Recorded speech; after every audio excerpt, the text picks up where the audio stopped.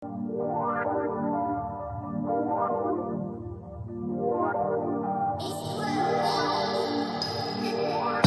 need the spirit celestial your body, you know we gon' get it. And we in the streets to gather the sheep, you can say that we fishing. But God got intentions, and he got a mission to destroy all the minions. And the son of perdition, hunters, get them, runners, sprinting. The anger of Christ we quenching. If you roll the dice, you finish.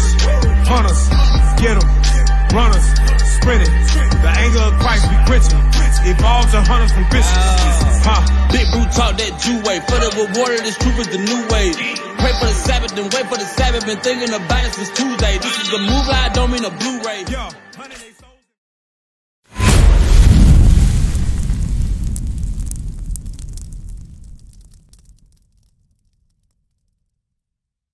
Yeah, it was just reported in the news this week. There was a shooting on 38th and Water. Said a brother got shot in the leg out here. But we come out here periodically to teach against that behavior. Read Hosea 4:1-2. Because what we're doing is when we show our people the children of Israel, we talk very general at first. Here's the curses, here's the lowest state we're in. But everybody knows we're in the lowest state. We know we're in the lowest state. I stay in the hood instead of the what? Neighborhood. So we take neighbor out. I stay in the trap instead of a house. A mouse or a rodent lives in a trap. Right. So we already know we're in the lowest state. But we got to talk about the specific things we do to one another that prove we have been destroyed. Because it's not just how we treat everybody else, it's how we treat each other. Read what you got. Hosea chapter 4 verse 1. Because if I had to guess why the brother got shot in the leg, I got a few guesses. I don't have proof, but I got a few guesses. And I got a guess on who did it. I'm sure it wasn't somebody with white skin. I'm sure it was somebody that looked like the brother. But why? Read. Hosea chapter 4 and verse 1. Hear the word of the Lord, ye children of Israel. Hear the word of the Lord who? Ye children of Israel. So let's see what the children of Israel do to each other. Read. For the Lord hath a controversy with the inhabitants of the land. So God has an issue with his chosen people. Why? Read. Because there is no truth. There's no what? There is no truth. We'll ask everybody, and you may not know, I'm not calling you a liar, but we'll ask everybody, hey, y'all heard what happened? And somebody will have heard it, and they'll know, but they'll tell us no. God said there's no truth. Read. Nor mercy. Nor what? Nor mercy. If I shoot a brother in the leg, am I showing him mercy? Hell, if I hit the right part of his leg, if I hit the right part of his leg, I'm going to jail for manslaughter. I'm going to jail for attempted murder. You hit the right artery in the thigh, you going to jail for that. And then you're going on the road to prison. Read. Nor knowledge of God in the land. But we don't tell the truth. We don't show compassion for one another because we don't really know God. Right. This who we know. On our grandmother's table, when we wear the Jesus piece, when we go to a church that's on every other corner. This is who we think is God. But the Bible says this is what Jesus Christ actually looks like. He looks like you and me. So this man could be out here himself and get shot in the leg by somebody that looks like him. But if this man was out here, nobody would shoot him in the leg. But this is the man that's gonna come take your rent, and he's going to increase your rent 3 times so you can't live here. Right. This the man who's going to arrest you and take you from your kids. This the man who's going to throw your son in prison. Right. This the man who's going to turn your daughter into a whore. Bring it out. But this man will look like you and you shoot him in the thigh. Read. Verse 2. By swearing and lying. How when you go to court, do you swear to tell the truth, the whole truth, nothing but the truth? You're saying I'm going to do something. So by swearing, I'm going to kill that nigga. You swore. You just made a commitment to do something, but your commitment was to do evil. Right. Right. We'll do that all the time. Oh, when I see him in the street, it's on sight. You just made a commitment to do something evil. Read that again. By swearing. By committing to do something evil. And lying. Not telling the truth. And killing. And doing what? And killing. If I shoot you with a gun, I'm not trying to give you a warning shot. A warning shot is me shooting in the air or shooting in the ground. Shooting you is me trying to kill you. Read. And stealing. And doing what? And stealing. And stealing. If I had to guess, perhaps the person that got shot stole from the person that did the shooting. Should the person that got shot have stole? I'm just speaking hypothetically. Because perhaps that brother thought that was enough reason for him to say, I'm going to retaliate for the stealing. These things happen in our communities. We know a brother can step on your shoe, he can be caught talking to your girl, or he can do something to you. And all 3 of them situations can result in gun violence. Read. And stealing, and committing adultery. And doing what? And committing adultery. I just talked about that. We got songs where we glorify sleeping with another man's woman. Right. That's in our so-called culture, hip-hop. We glorify that when you at work or you turn your back, I'm trying to talk to your old lady. But then when you find out, you may go get the pistol. We got to stop doing this to each other. Read. And committing adultery. And doing what? And committing adultery. Come on. They break out, and blood touches blood. How does my blood touch your blood? Because my blood's in my body right now, and so is yours. How do they touch? Black on black crime. If I shoot you and you shoot me, then our blood's coming out, and our blood can touch that. Now, we both die on the street together. There was about 2 or 3 years ago, Moss Point. Are you familiar with Moss Point in Savannah? It's on Abercorn. 2 black guys were found dead in a car. There was a guy in the driver's seat, guy in the passenger seat. What happened was, according to the police investigation, it was a drug deal gone wrong. Both guys pulled their pistols and shot each other to death in the front seat of the car. You don't think their blood is touching each other right now? When they were dead in that car, their blood was splatting on each other. Blood touches blood. This is what we call today black on black crime. But why did the black on black crime happen? Start at the top of verse 2. Verse 2, by swearing. It happened because somebody said they were going to do something evil. And lying. Somebody got caught lying. And killing. Somebody killed somebody else. Oh, he killed my homeboy, so now I got to kill him. Read.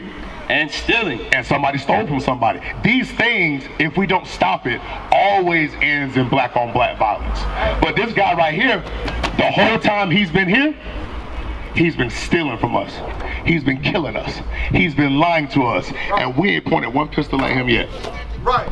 Now, is United in Christ, we don't advocate going out and shooting white people and killing white people. Unless you got tanks and a helicopter, your little pistol ain't enough. Because he got a whole army. So that's how we know that can't be the real answer. Because we don't have an army to match their army. But what we have is, we have a God that they don't have. The Son of God looks like me and you.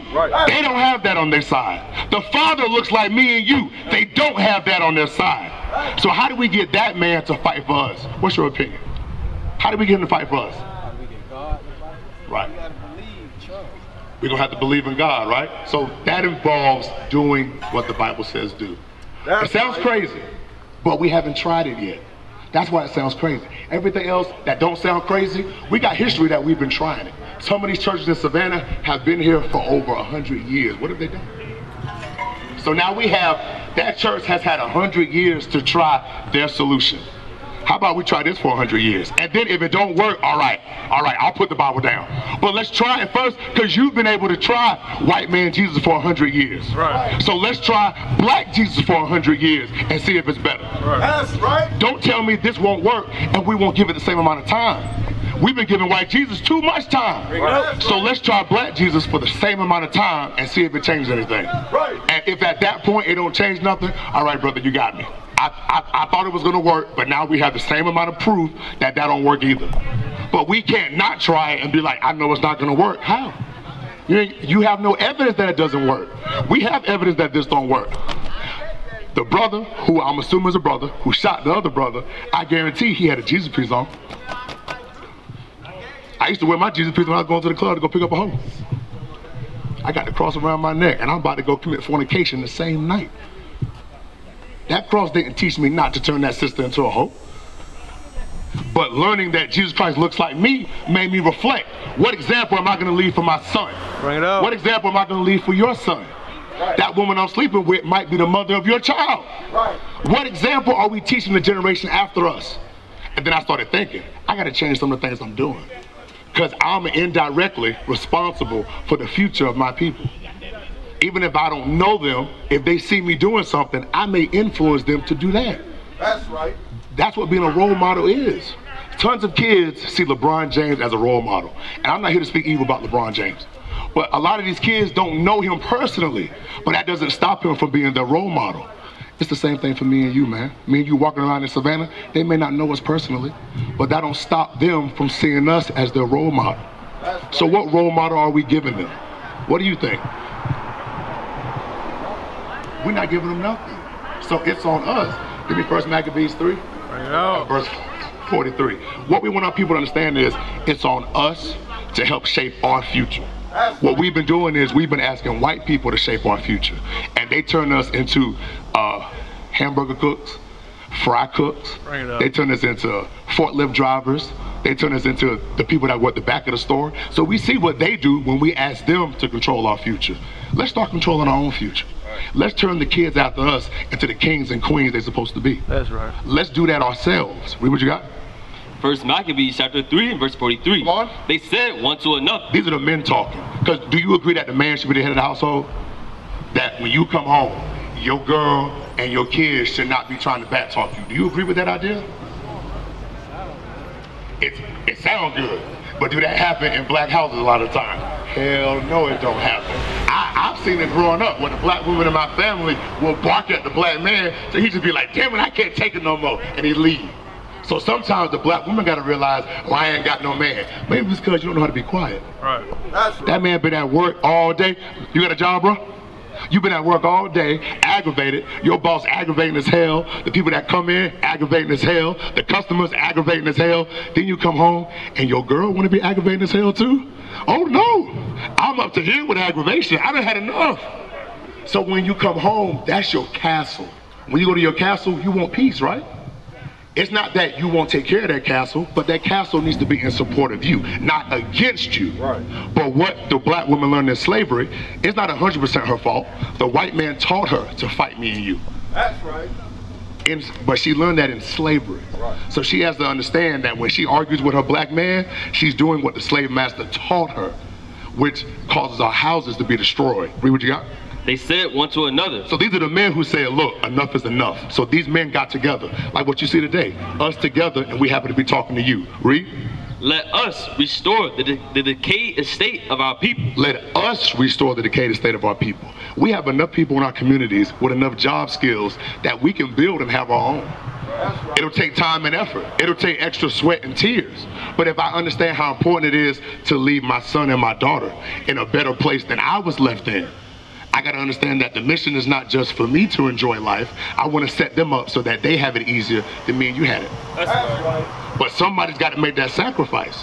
And what's been happening is we've been passing that off on them instead of us taking it on so that they have an easier time than what we had. Right. We have to leave more in this world than what we took. So we do gotta do enough to survive, but we gotta do a little extra to make sure that the little ones coming up after us don't repeat our same mistakes. That's right. Because you can do mistakes. I know brothers I grew up, went to school with, and who are good brothers now, but made mistakes earlier in their life, but they turned their lives around.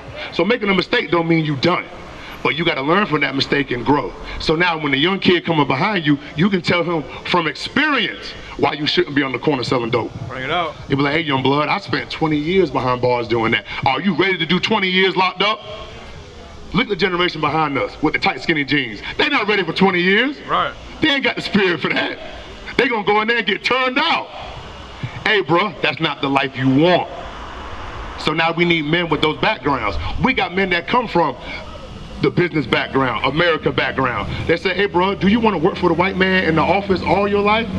You never wanna learn how to have your own office that people work for you? Right. Well, use some of my experience to not make some of the mistakes I made. Because I had to stay in that office job because I didn't have enough up here to go get more.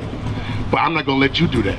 I stayed in that office job, but by the time I die, I want you to learn how to be a supervisor. That's right. I want you to learn how to own the office. That's right. So I may have stayed in the office, but you're gonna own it. That's what we want our people after us to do better than we did. Read. That's right. Let us restore the decayed estate of our people. Let us restore, because originally we weren't like this. Originally we were the top. Do you know that the first man on the earth was the black man? So originally we were the ones on top. So how did we get on bottom? Breaking God's law. See, you smart. We need men like you. We got men standing out here who will stand out here all day and they'll be like, oh, I don't understand what he's saying. You understand. Oh, have you heard the phrase, a mind is a terrible thing to waste? It would be terrible for you to waste your understanding. That's what we are to do. To find other men who have similar understanding, and then for us to say, how do we build on that now? How do we build on that now? If we know we're low because we broke God's commandments, what should we do to become unlow? Follow the Bible. So something like thou shalt not kill, Exodus chapter 20. So something like thou shalt not kill would stop a brother from wanting to shoot another brother in the leg out here. Because he would understand, what example am I leading? What example am I going to lead for the young brothers behind me? We used to scream black power, while Heron was pushed. But at the end of the day, nothing's in vain. IUIC has been given a vision. The tents of Judah has risen. Many has attempted the mission, minor murmuring, omitting, and missing the mark. Just reading that he had the flame of fire in his eyes gave us the spark. We on Paul's mission. We out on the road, purple and gold, from Mexico, Cuba, Haiti, Ghana, Sierra Leone. 144,000 boots banging, concrete crackling. These are our men repented at heart. The scriptures is proof. IUIC, we deliver the truth.